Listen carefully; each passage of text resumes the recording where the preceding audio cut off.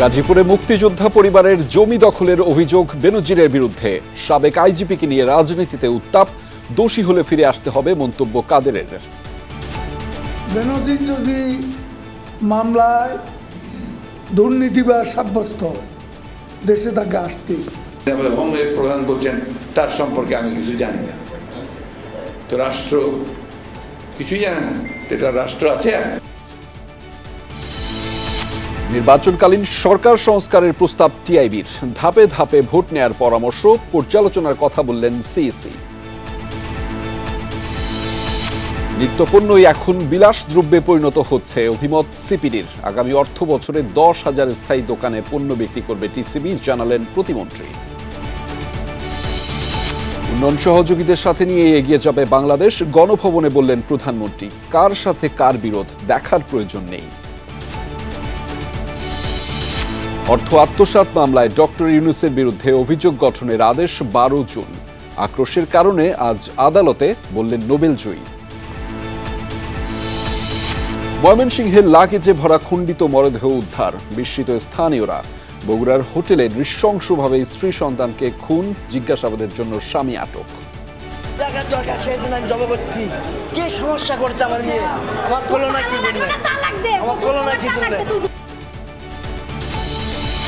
সিলেট নগরীতে প্লাবন পরিস্থিতির উন্নতি নেই, 8 উপজেলার 3 লক্ষাধিক মানুষ পানিবন্দী। ত্রাণ সহায়তার দাবি দুর্গতদের।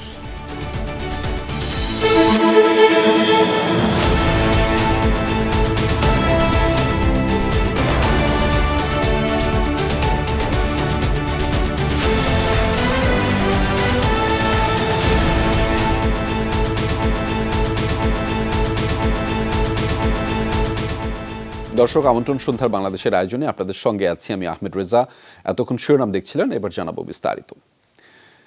ডিএমপি কমিশনার থাকা অবস্থায় গাজীপুরের একটি রিসোর্টের অংশ দখল করেন সাবেক আইজিপি বেনজির আহমেদ। ভুক্তভোগীদের জমি উদ্ধার করতে গিয়ে নিজেই বনে যান মালিকানার অংশ। ভুক্তভোগী এক মুক্তিযোদ্ধা পরিবার এমন অভিযোগ এনে মামলা করেছেন গাজীপুর আদালতে। সহকর্মী আখলাকুস সাফা জানাচ্ছেন বিস্তারিত।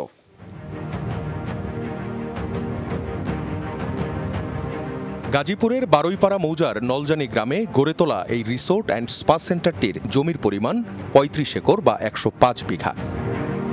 যদিও বাস্তবে রিসোর্টের জায়গা 50 একরের কম নয়। বন বিভাগ বলছে প্রায় 6.25 একর বনের জমি দখল করা হয়েছে এই রিসোর্টের নামে। 5 তারকা মানের এই রিসোর্টের 25% মালিক সাবেক আইজিপি বেনজির আহমেদ। যদিও তাকে 1 পয়সাও লগ্নি করতে হয়নি, করেছেন দখল। সময়টা 2017, তখন ডিএমপি কমিশনার ছিলেন বেনজির আহমেদ। ঠিক সে সময়ে কিছু ভুক্তভোগী তার কাছে যান, তাদের জমি অবৈধভাবে দখল করা হয়েছে উদ্ধার করার জন্য। বেনজির আহমেদ যাচিত হয়ে গাজীপুরে যান এবং সেই রিসোর্টের যে জমি, সেই জমি উদ্ধার করতে গিয়ে তিনি নিজেই কদিন পর সেই রিসোর্টের মালিকানার অংশীদার হয়ে যান। এরপর মামলা দেন উল্টো সেই ভুক্তভোগীদের বিরুদ্ধেই। এমনই কয়েকজনের সঙ্গে কথা হয়েছে আমাদের। এই জায়গা বেনজির আহমেদের লোকেরা, বেনজির আহমেদেরা এটা দখল করছে। মানে সেই চিন্তায় আমার আব্বা স্ট্রোক কইরা মারা গেছে। কোনো ভাই নাই, আমরা 4টা বোন মাত্র। এই জায়গাটার মধ্যে কোনো দখল নিতে পারতাছি না। বেনজির আহমেদ যা করছে সে নিজেই সব নিয়ে নিছে। আমার জুতের লগে কিছু খাস আছে, এটা জুত করে নিছে গা, যেন 2 লক্ষ এখন 1 লক্ষ দিয়ে নিছে, এইটুকু আমি জানি। ভয় দেখাইছে বেনজিরের ভয়, যে পুলিশের এত বড় কর্মচারী ডিআইজি, হ্যাঁ নাম শুনলে মানুষ জায়গা জমিনের কথা বলে বুঝলা জায়গা, এইসব নানান কথাবার্তা বললা বিভিন্ন সময় হুমকি দামকি দিয়া এই জমিগুলি দখল করছি। শুধু বন বিভাগ নয়, মুক্তিযোদ্ধার জমিও দখল করে করা হয়েছে এই রিসোর্ট। মূল প্রবেশপথের 1 একরের বেশি জমি কাপাসিয়া শ্রীপুরের মুক্তিযোদ্ধা কমান্ডার ডাক্তার সিরাজুল হক এবং তার মায়ের। প্রবীণ এই মুক্তিযোদ্ধা নিজের জমি উদ্ধারে নানান জনের কাছে দিয়েছেন ধর্ণা। তবে প্রভাবশালী বেনজিরের কারণে তারা 2013 সালের পর থেকেই ওই জমির ধারে কাছেও ভিড়তে পারেননি। বেনজিরের অনিয়ম দুর্নীতির খবর চাউর হওয়ার পর মামলা করেছে সিরাজুলের পরিবার। সাধারণ পাবলিক যারা আছে ওদের জায়গা জমি দখল করে, জোরপূর্বক দখল করে উচ্ছেদ করেছে এবং সেই জমি উচ্ছেদ করার জন্য এই মোকদ্দমা দায়ের করেছেন আজকের বীর মুক্তিযোদ্ধা ফজলুল হক সহ 6 জন। এত সব অবৈধ সম্পদ অর্জনের বিষয়ে বেনজির আহমেদ এবং তার পরিবারকে জিজ্ঞাসাবাদ করতে চায় দুদক। 28 মে একটি চিঠিও পাঠানো হয়েছে, যেই চিঠি এখনও তার গুলশানের বাসার রিসিপশনেই পড়ে আছে। আখলাকুস সাফা, যমুনা নিউজ, ঢাকা। ক্ষমতায় টিকে থাকতে রাষ্ট্রের সব প্রতিষ্ঠান ধ্বংস করে এক একজন রক্ষী তৈরি করেছে সরকার, এমন মন্তব্য করে বিএনপির মহাসচিব মির্জা ফখরুল ইসলাম আলমগীর বলেছেন, রাষ্ট্রের শীর্ষ দায়িত্বশীল ব্যক্তিদের দুর্নীতি অকল্পনীয়। দেশ সরকার নয়, আওয়ামী বর্গী লুটেরারা চালাচ্ছে বলেও উল্লেখ করেছেন তিনি। বলেন, ক্ষমতাসীনদের হঠাতে না পারলে রাষ্ট্রের অস্তিত্ব থাকবেই না। একটি হচ্ছে স্বাধীনতার ঘোষণা। দুপুরে প্রেস ক্লাবে বিএনপির প্রতিষ্ঠাতা জিয়াউর রহমানের 43তম মৃত্যুবার্ষিকী উপলক্ষে আলোচনা সভার আয়োজন করে জিয়াউর রহমান ফাউন্ডেশন। এই যে আমার আলোকিত সমাজ, নলেজ বেসড সোসাইটি, এটা দেখবেন জিয়াউর রহমান এই শুরু করলো। সভায় যোগ দিয়ে বিএনপি মহাসচিব মির্জা ফখরুল ইসলাম আলমগীর ক্ষমতাসীনদের সরকার নয়, লুটেরা ও পাচারকারী বর্গী বলে উল্লেখ করেন। বলেন, সেনা ও পুলিশের সাবেক 2 প্রধান সহ গুরুত্বপূর্ণ প্রতিষ্ঠানের শীর্ষ কর্তারা আওয়ামী লীগের রক্ষক হিসেবে ভূমিকা রেখেছে। এরকম সরকার না, এটা বর্গী ডাকাত, লুটেরা, আর্মির সেনাবাহিনীর প্রধান না, সাবেক আইজি, সংসদ সদস্য, চোরাচালানির সঙ্গে জড়িত, টুকরা টুকরা হয়ে যায়। কোন সমাজ? দুর্নীতিবাজ কর্মকর্তাদের কথা শোনেন, তাদের বডি ল্যাঙ্গুয়েজ দেখেন যে ওরা আমাদের প্রভু।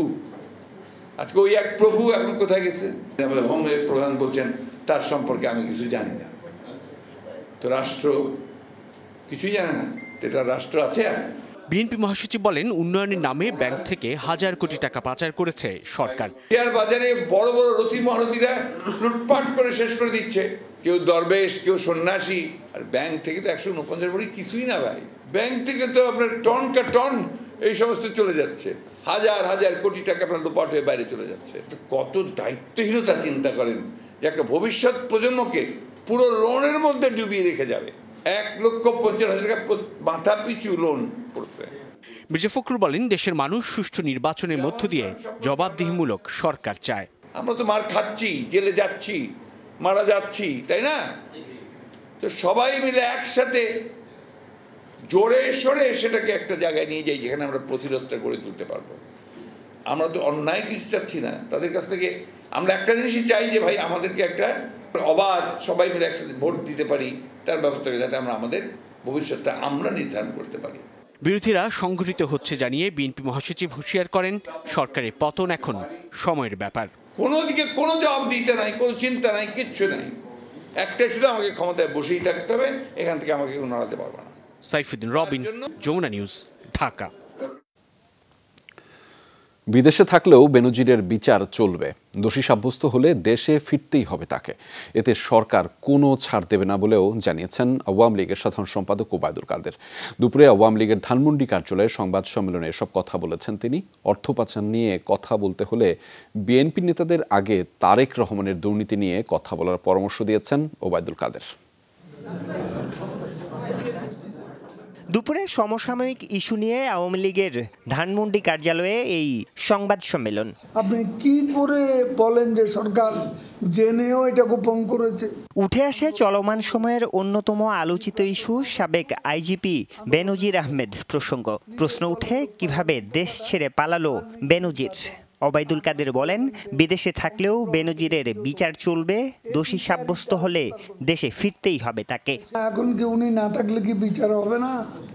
যা তারেক রহমান বাইরে আছে বলে কি ট্যাক্সি বেশনের মামলা হয়নি, সেটা রায় হয়নি, এবং 100 তাকে আসতে হবে দেশে। বেনজির যদি মামলায় দুর্নীতিবাজ সাব্যস্ত হয়, দেশে তাকে আসতেই। আওয়ামী লীগের সাধারণ সম্পাদক বলেন, চোরের রাজা মহারাজা বিএনপি। তারেক রহমানের দুর্নীতি ও অর্থ পাচারের মাধ্যমে 2001 সালে যা প্রাতিষ্ঠানিক রূপ পায়। বিএনপি নেতৃবৃন্দের আগে তারেক রহমানের অর্থ পাচার নিয়ে কথা বলতে হবে, কারণ তার পাচারকৃত অর্থের হিসাব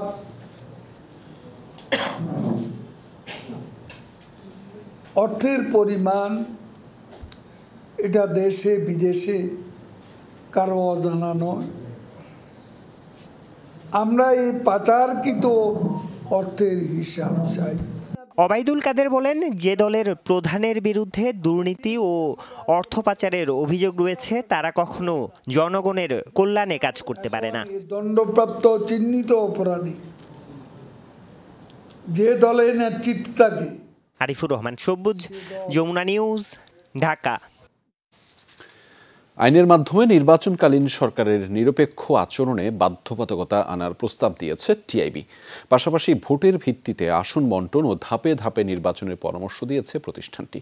রোববার নির্বাচন কমিশনের সাথে আলোচনায় এসব প্রস্তাব দেয় তারা। সিইসি বলেন, আরও পর্যালোচনা শেষে আইন সংস্কারের প্রস্তাব দেবে কমিশন। তবে বেশ কিছু প্রস্তাবের সাথে একমত ইসি। নির্বাচনের আগে প্রার্থীদের হলফনামা পর্যালোচনা করে টিআইবি। রবিবার ইসির আমন্ত্রণে আলোচনায় বসে প্রতিষ্ঠানটি। পরে টিআইবির নির্বাহী পরিচালক ডক্টর ইফতেখারুজ্জামান বলেন, নির্বাচনে দল ও প্রার্থীদের আইনের বরখেলাপ নিয়ে কথা হয়েছে। নির্বাচনকালীন সরকার প্রসঙ্গেও সংস্কারের প্রস্তাব দিয়েছে টিআইবি। আমাদের যে নির্বাচন হয় একদিনে সারা দেশে, বিশাল একটা কর্মযজ্ঞ, সেটিকে ভেবে দেখা দরকার, যেটা সেটা না করে পর্যায়ক্রমে করা যায় কিনা। 2008-এর নির্বাচন যে পদ্ধতিতে হয়েছিল সেই পদ্ধতিতে ফেরত যেতে পারবো সেই সম্ভাবনা দেখছি না আমরা। নির্বাচনকালীন সরকার যেটি আছে হয় তার নিরপেক্ষ এবং স্বার্থদ্বন্দ্বমুক্ত ভূমিকা পালনের জন্য উপযোগী বাধ্যবাধকতা এটি নিশ্চিত করা, সেটি কিন্তু পৃথিবীর বিভিন্ন দেশে আছে। সিইসি বলেন, একাধিক দিনে নির্বাচন হলে আইন অনুযায়ী ব্যবস্থা নেওয়া সহজ। এছাড়াও বেশ কিছু প্রস্তাবে একমত ইসি। আনুপাতিক হারে প্রপোর্শনাল রিপ্রেজেন্টেশন সিস্টেম, যেটা আমাদের নারীদের ইলেকশনের ক্ষেত্রে পার্লামেন্টে কিছুটা আছে, এটার কথা ওনারাও বলেছেন, আমরাও বলেছি, এগুলো নিয়ে আপনারা গবেষণা করতে পারেন। আমাদের কাছে মনে হয়েছে জাতীয় নির্বাচনটাও যদি স্ট্যাগারিং করা যায় তাহলে ম্যানেজমেন্টটা অনেক সহজ হয়ে যাবে। সরকার কাঠামো ঠিক করার পাশাপাশি ইভিএম ব্যবহারের পক্ষেও কমিশন। একই মত ছিল ট্রান্সপারেন্সি ইন্টারন্যাশনাল বাংলাদেশেরও। ইভিএমটাকে আরও সহজ করা যায়। আমরা বলেছি হ্যাঁ, এটা তো চেষ্টার মাধ্যমে গ্র্যাজুয়ালি অনেক সহজ করা যেতে পারে। 3টা বাটন আছে, সেখানে একটা বাটন হতে পারে। যদি ভিপি প্যাট অ্যাড করা যায় তাহলে যদি আস্থা ফিরে আসে তাহলে that can B a good way. উপজেলা নির্বাচনে আচরণবিধি ভঙ্গের দায়ে কারণ দর্শাতে রবিবার বিকেলে ডাকা হয় ত্রাণ প্রতিমন্ত্রী মোহাম্মদ মুহিবুর রহমানকে। উনি এটাও বলছেন যে কোনো কারণে, মানে আমার জানার বাইরে এরকম কোনো কারণেও যদি কোনো আইন আপনাদের ভঙ্গ হয়ে থাকে তো এটার জন্য আমি দুঃখ প্রকাশ করতেছি। রাসেল আহমেদ, যমুনা নিউজ, ঢাকা। উন্নয়নে যারা সহযোগিতা করবে তাদের নিয়েই বাংলাদেশ এগিয়ে যাবে বলে জানিয়েছেন প্রধানমন্ত্রী শেখ হাসিনা। এক্ষেত্রে বিভিন্ন দেশের পারস্পরিক সম্পর্ক গুরুত্বপূর্ণ নয় বলেও জানিয়েছেন তিনি। সকালে গণভবনে জাতির পিতার উপর নির্মিত ভিডিও চিত্রের বিজয়ীদের মাঝে পুরস্কার বিতরণ অনুষ্ঠানে এসব কথা বলেছেন প্রধানমন্ত্রী। জাতির পিতা বঙ্গবন্ধু শেখ মুজিবুর রহমানকে নিয়ে মন্ত্রিপরিষদ বিভাগের উদ্যোগে 1 মিনিট ব্যাপ্তির ভিডিও চিত্র নির্মাণ করেছে তরুণরা।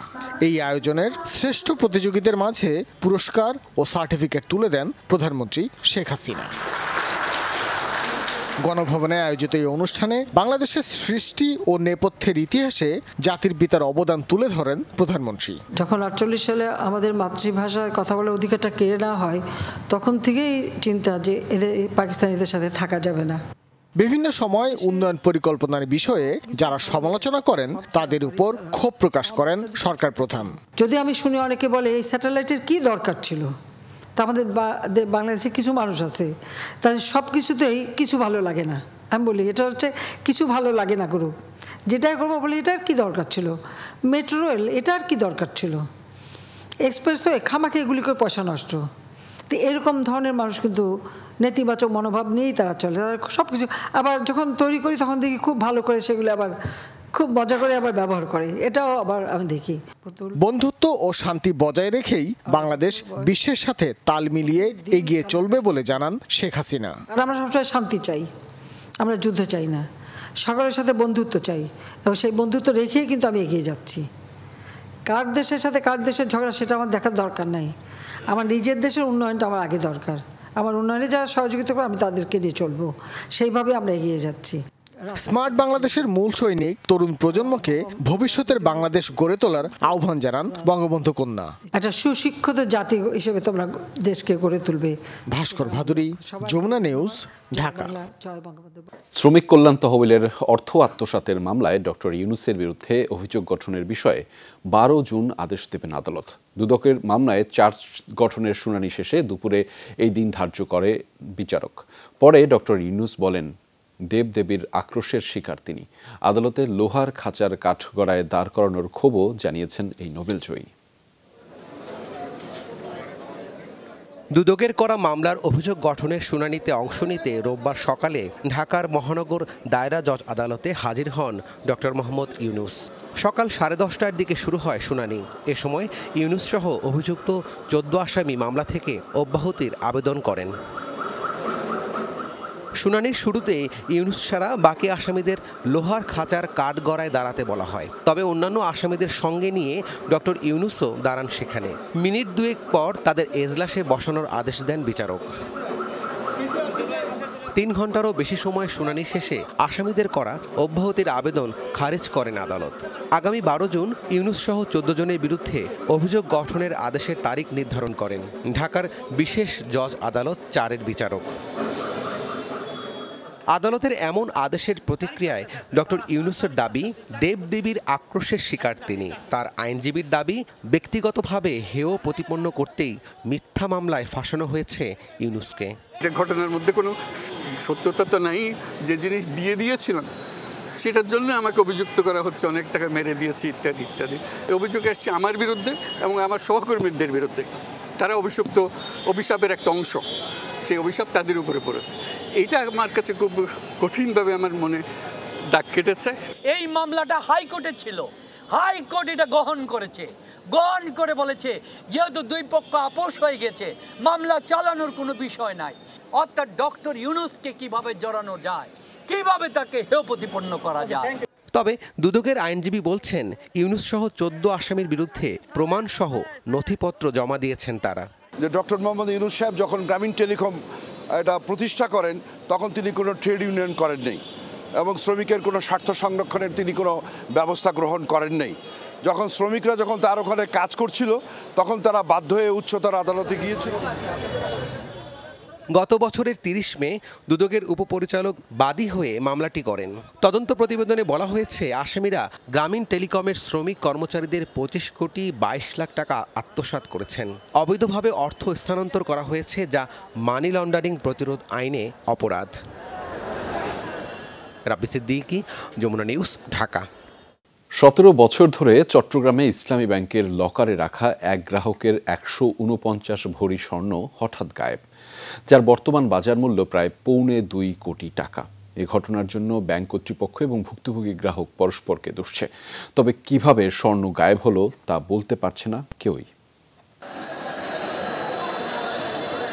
ইসলামী ব্যাংকের চকবাজার শাখার এই লকারে পরিবারের সবার মিলিয়ে মোট 160 ভরি স্বর্ণালংকার রেখেছিলেন রোকেয়া বাড়ি নামে এক গ্রাহক। তার অভিযোগ, গত 29 মে ব্যাংকে গিয়ে দেখেন লকার খোলা, ভেতরে 2-1টি ব্যাগে 11 ভরি স্বর্ণ খুঁজে পেলেও বাকি 149 ভরি স্বর্ণ উধাও, বর্তমান বাজার মূল্যে যার দাম প্রায় 2.25 কোটি টাকা।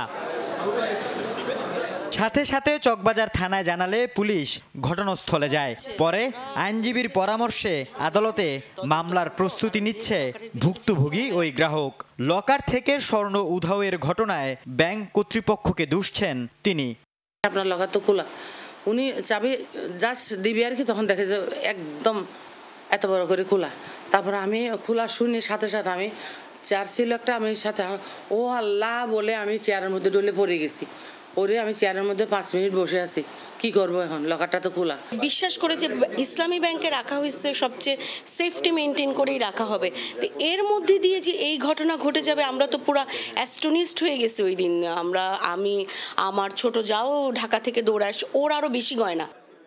সাধারণত লকারের দুটি চাবি থাকে, মাস্টার কি থাকে লকার ইনচার্জের কাছে এবং অপরটি গ্রাহকের কাছে। দুই চাবি দিয়েই লকার খুলতে হয়, কিন্তু গ্রাহকের চাবি বা মাস্টার কি ছাড়া লকারটি কিভাবে খোলা হলো তা বলতে পারছে না কেউ। ঘটনা তদন্তে 3 সদস্যের কমিটি গঠন করেছে ব্যাংক কর্তৃপক্ষ। তবে লকার থেকে স্বর্ণ হারানোর দায় গ্রাহকের বলছে তারা। যে কি ঘটছে আপনারা জানেন, যেহেতু লকার এমন একটা দরজা পর্যন্ত আমাদের যাওয়ার সুযোগ আছে। আমাদের অফিসার একজন যিনি অ্যাসাইন করা অফিসার উনি শুধু যান ক্লায়েন্টের সাথে নিয়ে। এখানে কোনো চুরির কোনো সুযোগ নেই, কোনো ডাকাতির কোনো সুযোগ নেই, কিন্তু আমাদের সম্মানিত গ্রাহক যেহেতু অভিযোগ করেছেন, আমাদের দীর্ঘদিনের গ্রাহক, আমরা এই জন্য এটাকে সিরিয়াসলি নিয়েছি। আসলে কী করছে আমরা আমাদের দিক থেকে তদন্ত করে দেখছি। এদিকে লকার থেকে স্বর্ণ উধাওয়ের ঘটনা জানার পর ব্যাংকে ছুটে আসেন বাকি লকারের গ্রাহকরা। লকার খুলে স্বর্ণালংকার নিয়ে যেতে দেখা যায় অনেককে। আমাদের জিনিস সব ভালো আছে, আমি এখন কিছু একটা নিয়ে যাচ্ছি, এটা আপনাদেরকে ডকুমেন্ট দেখানোর জন্য। 150 ভরি স্বর্ণ এখান থেকে লকার থেকে চুরি হয়েছে, ওইটা শোনার সঙ্গে আমি অফিস থেকে চলে আসলাম, কিন্তু আমি দেখলাম আমারগুলো ঠিক আছে। আমি খবর নিউজ দেখার পর আসছি। কি দেখছেন? মানে এখান থেকে স্বর্ণ গায়েব হয়ে গেছে, এরকম একটা নিউজ শুনে আসছি আর কি। এই জন্য আপনি এসেছেন? হ্যাঁ। আপনার লকার চেক করার জন্য? হ্যাঁ। লকার চুরি হয়ে গেছে, জাস্ট নিউজটা পাইলাম, আমরা দেখতে আসলাম এতটুকু। মানে নিজের লকারটা ঠিক আছে? হ্যাঁ ঠিক আছে, কেন ওটা জাস্টিফাই করতেছি, আর কিছুই না। ভুক্তভোগী নারীর দাবি 17 বছর ধরে এই ব্যাংকের মাঝারি লকারে গচ্ছিত ছিল এসব স্বর্ণ। নিয়ম অনুযায়ী কোনো ব্যাংকের মাঝারি আকারের লকার থেকে কিছু খোয়া গেলে ইন্স্যুরেন্স বাবদ গ্রাহক ক্ষতিপূরণ পাবে 2 লাখ টাকা। বড় লকার হলে 3 লাখ এবং ছোট হলে মিলবে 1 লাখ টাকা। আল আমিন শিকদার, যমুনা নিউজ, চট্টগ্রাম। বাংলাদেশের নিত্যপণ্য বিলাসী পণ্যে পরিণত হচ্ছে। আগের চেয়ে আয় কমলেও খাবার কিনতে সবচেয়ে বেশি অর্থ খরচ হচ্ছে নাগরিকদের, এমন পর্যালোচনা গবেষণা সংস্থা সিপিডির। গবেষকরা বলছেন, আগামী বাজেটে প্রবৃদ্ধির পেছনে ছুটলে চলবে না, অর্থনীতির সব দিক সামলানোর কৌশল দিতে হবে সরকারকে। আসছে বাজেটে সবচেয়ে বড় মাথা ব্যথা মূল্যস্ফীতি। কাগজে কলমে বাংলাদেশে এই সূচকের ওঠানামা হয় কেন্দ্রীয় ব্যাংকের মুদ্রানীতিকে ঘিরে, কিন্তু আদতে মূল্যস্ফীতি নির্ধারণ করে পণ্যবাজার, যার নিয়ন্ত্রণ ও শৃঙ্খলা নিয়ে প্রশ্ন ওঠে হরহামেশা। অর্থনীতি পর্যালোচনায় একই প্রশ্ন তোলে Centre for Policy Dialogue CPD. বিশ্ববাজারে কোনো নিত্যপণ্যের দাম কমলে বাংলাদেশে তা কিভাবে বাড়ে প্রশ্ন গবেষকের। এখানে বাংলাদেশে চিনি বিক্রি হচ্ছে এই মুহূর্তে 130 টাকা কেজিতে, সেখানে ইউরোপিয়ান মার্কেটে এই মুহূর্তে বিক্রি হচ্ছে 39 টাকা কেজিতে।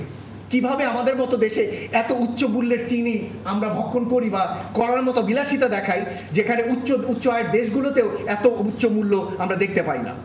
বাজেট নিয়ে সিপিডির পরামর্শ, প্রবৃদ্ধির চেয়ে সামষ্টিক স্থিতিশীলতায় বেশি গুরুত্ব দিতে হবে। সেজন্য দীর্ঘমেয়াদে পাশে থাকতে হবে নিম্ন আয়ের মানুষের। তাদের জন্য সুবিধা শুধু ভাতা ও চালে সীমিত রাখলে চলবে না। যদি আমি দরিদ্র মানুষের আয় বিবেচনা করি, যাদের প্রকৃত আয় কমে গিয়েছে মূলত উচ্চ মূল্যস্ফীতির জন্য, তারা কিন্তু এই যে বর্ধিত যে আমরা অভ্যন্তরীণ বা জাতীয় আয় দেখতে পাচ্ছি, তার কিন্তু তারা সুফলভোগী নয়। সিপিডি বলছে, অর্থনীতিতে দীর্ঘমেয়াদে সংস্কার দরকার। কোনো বিদেশি সংস্থার পরামর্শে সেই কার্যক্রম শুরু হলে সেটিকে ইতিবাচক বলা উচিত। উচ্চ ডলার দিয়ে যদি আমদানি করার প্রবণতা থাকে, বৃহৎ আকারের প্রকল্প নেওয়ার যদি প্রবণতা থাকে, এবং একই সাথে যদি সরকারের অপ্রয়োজনীয় ব্যয় অব্যাহত রাখার প্রবণতা থাকে, তাহলে কিন্তু এর দুর্ভোগ সরকারের মধ্যে যারা আছে তারা তো টের পাবে না, টের পাবে আসলে জনগণ। অনেকগুলো বড় বড় ইনফ্রাস্ট্রাকচার প্রজেক্টের কিন্তু আমার সামনের দিকে ওই রিপেমেন্ট পিরিয়ডটা শুরু হবে, তো সেটার জন্য কিন্তু আরেকটা বড় ধরনের ধাক্কা আছে, তো সেই জিনিসটাও মাথায় রাখতে হবে। সিপিডির মতে সরকারকে উন্নয়ন ব্যয় সামাল দিতে হবে, বাদ দিতে হবে কর্মকর্তাদের জন্য নতুন নতুন গাড়ি কেনা ও বিদেশ ভ্রমণের প্রবণতা। তৌহিদ হোসেন, যমুনা নিউজ, ঢাকা। আগামী অর্থবছর থেকে মধ্যবিত্তদের জন্য দেয়া হবে ভর্তুকি মূল্য টিসিবির পণ্য। 10,000 স্থায়ী দোকানের মাধ্যমে বিক্রি করা হবে খাদ্য সামগ্রী। সকালে মিরপুরে শেখ ফজলুল হক মনি খেলার মাঠে টিসিবির জুন মাসের পণ্য বিক্রি কার্যক্রমের উদ্বোধনী অনুষ্ঠানে কথা জানিয়েছেন বাণিজ্য প্রতিমন্ত্রী। আশা প্রকাশ করেন, টিসিবির এই কার্যক্রমের মাধ্যমে দ্রব্যমূল্য নিয়ন্ত্রণে থাকবে। বলেন, বর্তমান বিশ্ব পরিস্থিতি ও পরিবহন খরচের কারণে পণ্যের দাম নিয়ন্ত্রণ করা কঠিন হয়ে পড়েছে। টিসিবির এই কার্যক্রমের মাধ্যমে সারা দেশের 1 কোটি পরিবার 5 কেজি চাল, 2 কেজি মসুর ডাল এবং 2 লিটার তেল পাচ্ছে। আমরা যদি দোকান স্থায়ী হয়ে যায় তাহলে আমাদের প্রায় 10,000-এর মতো একটা নেটওয়ার্ক তৈরি হবে। সেই নেটওয়ার্কে আমরা কিন্তু শুধুমাত্র এখন তো আমরা দিচ্ছি নিম্নবিত্ত, নিম্ন মধ্যবিত্তের জন্য জানি আমরা ন্যায্য মূল্যে আমরা পণ্যের সরবরাহ করতে পারি। আমাদের সেই পরিকল্পনা আগামীতে আছে। সিলেট নগরীতে প্লাবন পরিস্থিতির উন্নতি নেই কোনো। পানিবন্দী মানুষের দিন কাটছে কষ্টে। সদরসহ 8 উপজেলার প্রায় 4 লাখ মানুষ পানিবন্দী। আশ্রয়কেন্দ্রে যারা আছেন তাদের কাছে ত্রাণ পৌঁছালেও বাড়িতে থাকা পানিবন্দীরা বঞ্চিত। প্লাবিত জনপদ জুড়ে কেবলই দুর্ভোগ আর ভোগান্তি। পানি নামছে খুব ধীরে, তাই সিলেটের সুরমা অববাহিকায় প্লাবন কবলিত মানুষের দিন দুর্বিষহ হয়ে উঠেছে। আশ্রয় কেন্দ্রে যারা আছে তাদের কাছে ত্রাণ পৌঁছালেও বাড়িতে থাকা পানিবন্দীরা বঞ্চিত।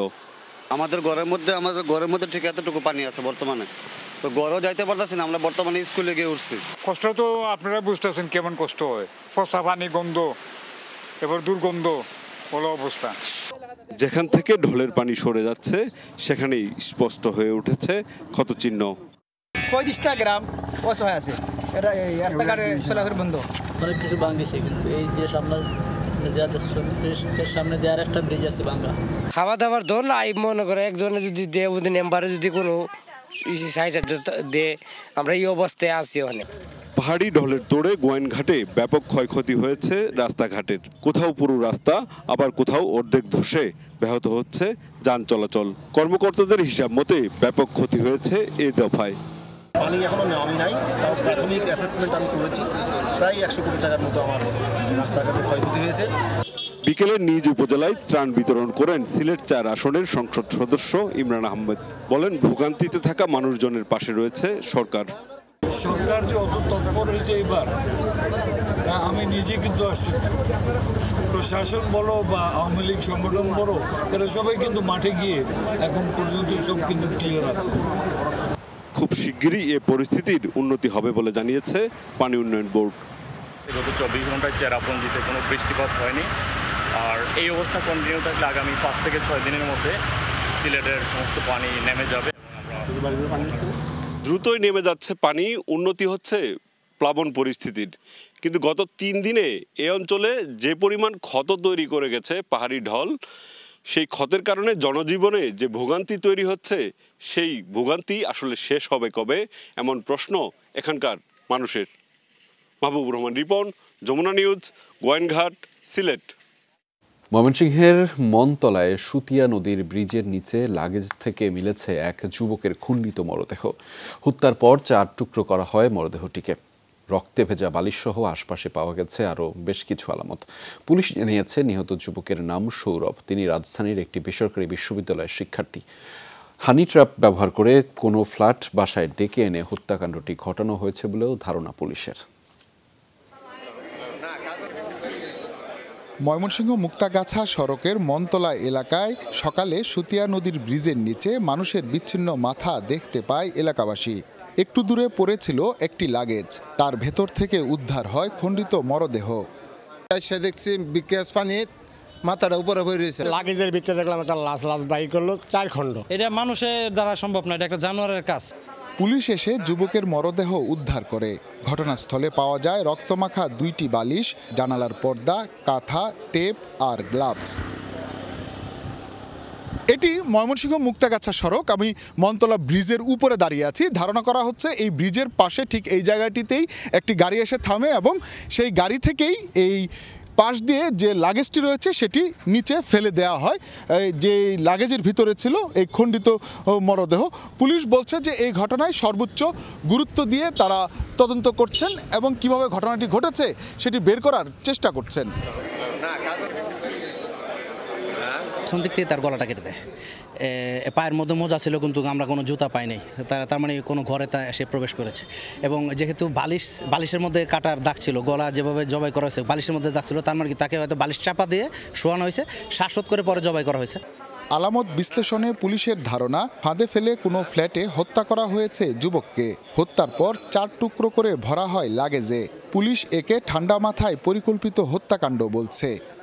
বডি যে ড্রেস আপ, এতে মনে হচ্ছে সে যথেষ্ট সাজগোজ করে কোথাও গিয়েছিল, কিন্তু আবার লাগেজ ছিল। এই যে সব কিছু প্রস্তুতি, আবার তার পায়ে মোজা পড়া, আমরা খোঁজার চেষ্টা করছিলাম সে এই ধরনের হত্যাকারীর মোটিভটা কি, এটা কি কোনো হানি ট্র্যাপ ছিল কিনা বা কোনো স্বার্থের দ্বন্দ্ব ছিল কিনা। ফিঙ্গারপ্রিন্ট মুছতে হাতের আঙুলের চামড়া কেটে ফেলেছে হত্যাকারীরা। এদিকে নিহত যুবকের পরিচয় পাওয়া গেছে বলে জানিয়েছে পুলিশ। তার বাড়ি ময়মনসিংহ জেলার ঈশ্বরগঞ্জ উপজেলায়, নাম সৌরভ। রহস্য উদ্ঘাটনে তদন্ত শুরু করেছে পুলিশের একাধিক টিম। হুসাইন শাহিদ, যমুনা নিউজ, ময়মনসিংহ। বগুড়ার একটি আবাসিক হোটেলে মা ও শিশু সন্তানকে নির্মমভাবে গলা কেটে হত্যা করেছে বাবা। মরদেহ রেখে পালিয়ে যাবার সময় আটক হয় অভিযুক্ত আজিজুল। স্বীকারোক্তিতে জানায় শিশুপুত্রকে হত্যার পর খণ্ডিত মাথা ফেলে দিয়েছে করতোয়া নদীতে। একমাত্র সন্তানসহ স্ত্রী আশামণি বাবার বাড়ি যাবার পথে নিখোঁজ হয়েছে। এমন খবর জানিয়ে শ্বশুরবাড়ির স্বজনদের নিয়ে রাতভর বগুড়া শহরে স্ত্রীকে খোঁজাখুঁজি করেন আজিজুল হক। পরদিন স্বজনরা জানেন হোটেল কক্ষে স্ত্রী সন্তানকে হত্যার পর শহর জুড়ে তাদেরকে খোঁজার নাটক করে আজিজুল। স্বজনরা জানান 2 মাসের ছুটি শেষে শনিবার কর্মস্থল ফেরার কথা ছিল আজিজুলের। শপিংয়ের কথা বলে স্ত্রী সন্তানকে নিয়ে শ্বশুরবাড়ি থেকে বের হন তিনি। রাত 10টাতেও বাসায় না ফেরায় আজিজুলের কাছে খোঁজ খবর নেয় পরিবার। স্ত্রী সন্তান তার সাথে নেই জানিয়ে রাতভর থানা, হাসপাতাল আর আবাসিক হোটেলে খুঁজতে থাকে আজিজুল। মার্কেট করে কেনাকাটা করে দিয়ে অটো উঠে দিছে, অটোওয়ালার নাম্বার নিছে, নেওয়ার পরে ওই মেয়ে আর বাসায় ফেরত যায়নি। জামাইকে একসাথে নিয়ে রাতের ভোর 5টা পর্যন্ত খুঁজছি, সে আমাদের সাথে। আমরা বারবার যখন থানায় যেতে চাই সে যাবে না। তার কথা যে হচ্ছে থানায় গেলে আমি অল্প বয়সে বিয়ে করছি, চাকরির আমার সমস্যা হবে। পুলিশ জানায় শনিবার সন্ধ্যায় রংপুরের ঠিকানা দিয়ে ছদ্মনামে বনানীর শুভেচ্ছা হোটেলে ওঠেন আজিজুল। সেখানে স্ত্রী সন্তানকে হত্যার পর বস্তাবন্দি মরদেহ ফেলে রাখে টয়লেটে। পরদিন হোটেল থেকে সটকে পড়ার চেষ্টা করলে আজিজুলকে আটক করে হোটেলের লোকজন। পরে পুলিশের কাছে স্বীকারোক্তিতে হত্যার কথা স্বীকার করে। জানায় শিশুপুত্রের খণ্ডিত মাথা ফেলে দিয়েছে করতোয়া নদীতে। কী কারণে সে তার স্ত্রী এবং সন্তানকে এইভাবে হোটেলে কক্ষে এনে তাদেরকে ঠান্ডা মাথায় সে পরিকল্পিতভাবে হত্যা করলো, নিশ্চয়ই তদন্তের মাধ্যমে সেটি বেরিয়ে আসবে। বছর 3 আগে আজিজুলের সাথে বিয়ে হয় আশামণির। যৌতুক হিসেবে দেয়া হয় $1,05,000 টাকা। বাড়ি নির্মাণের জন্য আবারও টাকা দাবি করেন আজিজুল। সেই টাকার জন্য স্ত্রী সন্তানকে এভাবে হত্যার ঘটনা মানতেই পারছেন না স্বজনরা। টাকা দিচ্ছেন না, টাকার দরকার, সেই জন্য আমি জমা করছি। কি সমস্যা করছে আমার মেয়ে? আমার বলো না কি জন্য, আমার বলো না কি জন্য, আমাদের টাকার দরকার। মেহেরুল সুজন, যমুনা নিউজ, বগুড়া। দর্শক জানাচ্ছি টি-20 বিশ্বকাপের খবর। ভারতের বিপক্ষে প্রস্তুতি ম্যাচে শরীফুল ইসলামের আঙুলের ইনজুরিতে শঙ্কার মেঘ জমেছে টাইগার ক্রিকেটে। বাঁ হাতের মধ্যমা ও তর্জনীর মধ্যবর্তী স্থানে 6টি সেলাই পড়েছে এই পেসারের। বিশ্বকাপ মিশন শুরুর আগে বড় দুশ্চিন্তা হয়ে এসেছে শরীফুলের এই ইনজুরি। 20তম ওভারে বল করতে এসেই চোট পান এই পেসার। হার্দিক পান্ডিয়ার শট ঠেকাতে গিয়ে ব্যথা পেয়ে মাঠ ছাড়েন তিনি। দ্রুতই হাসপাতালে নেওয়া হয় টাইগার ক্রিকেটের আস্থার প্রতীক হয়ে ওঠা এই পেসারকে। কবে নাগাদ শরীফুল ফিরবেন সে বিষয়ে স্পষ্ট করে কিছু জানাননি বিসিবির চিকিৎসক ডাক্তার দেবাশিস চৌধুরী।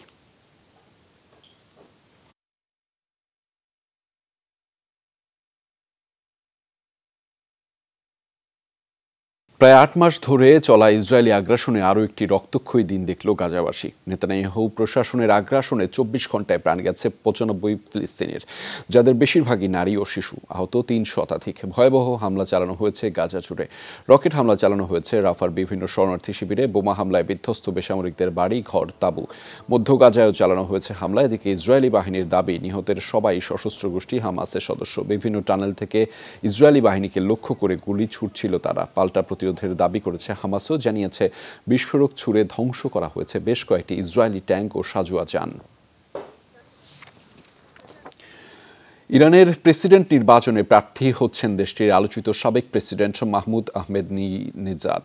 ইরানের স্থানীয় সংবাদ মাধ্যম জানিয়েছে নির্বাচনের প্রার্থী হতে এরই মধ্যে নিবন্ধন করেছেন তিনি। 2005 থেকে 2013 সাল পর্যন্ত টানা 2 দফায় দেশটির ক্ষমতায় ছিলেন 67 বছর বয়সী এই নেতা। এর আগে ছিলেন তেহরানের মেয়র। ক্ষমতায় থাকাকালীন যুক্তরাষ্ট্র সহ পশ্চিমাদের কট্টর সমালোচক হিসেবে পরিচিত ছিলেন তিনি। দেশের পারমাণবিক কর্মসূচির পক্ষেও ছিল আহমেদিনেজাদের জোরালো অবস্থান। গত 2 নির্বাচনে তাকে অযোগ্য ঘোষণা করা হয়েছিল, এবারও চূড়ান্ত বাছাইয়ে টিকতে তাকিয়ে থাকতে হবে গার্ডিয়ান কাউন্সিলের সিদ্ধান্তের দিকে।